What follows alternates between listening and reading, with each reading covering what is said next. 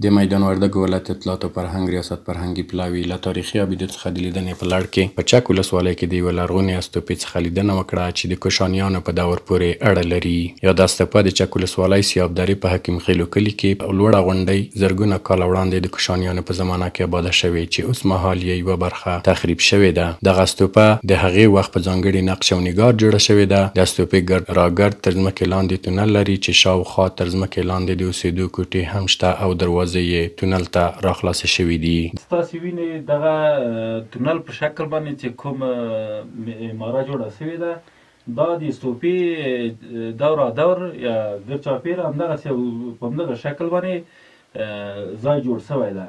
میدان وردګ ولایت کې دې ته ورته دوه نورې استوپې هم شتون لري چې یوه یې د نرخ ولسوالۍ د دل سیمې الغتا غونډۍ کې او بله یې د دایمیرداد ولسوالۍ د کلاخ په کلي کې موقعیت لري. کومه استوپه چې تاسې وینئ دا نوې کشف او تثبیت شوه نو دې ته ورته دوه استوپې نوره موږ لرو چې د همدې ولایت د جلګې ولسوالۍ د کلاخ په سیمه کې موقعیت لري یوه استوپه او بله استوپه د همدې ولایت د نرخ ولسوالۍ د دادل په سیمه کې د الغتا په نامه بله استوپه موقعیت لري.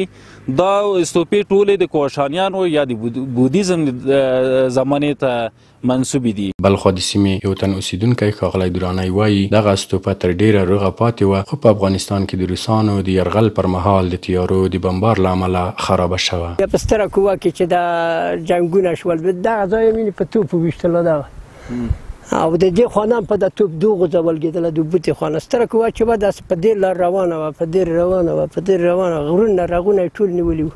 د دغه استوپې شمال او ختیځ لور ته تر ځمکې لاندې دوه نور ځایونه هم شته چې د سیمې د اوسیدونکو پر وینا د اوسېدو خونې دي او ډېر کم آثار یې د ځمکې پر سر تر سترګو کیږي. د یادې استوپې د جوړښت نقش او ګرد چاپېره تر ځمکې لاندې خونه څخه داسې معلومیږي په یاده سیمه کې د کوشانیانو د وخت لویه پاچاهي تېره شوې ده. د یادولو وړ ده چې د اطلاعات او فرهنګ ریاست میدان وردګ ولایت کې تر دې مهاله د کوشانیانو د وخت درې استوپې ثبت کړي او لا هڅه کوي چې د ټول ولایت په کچه تاریخي آبدې او لرغونې سیمې ثبت او راجستر کړي. د اطلاعات او فرهنګ رئیس مولوي حبیب الله مجاهد وایي کله چې موږ دلته راغلي یو په هغه وخت کې د میدان وردګ ولایت تاریخي سیمې یا تاریخي ابدات 18 ساحې ثبت وې.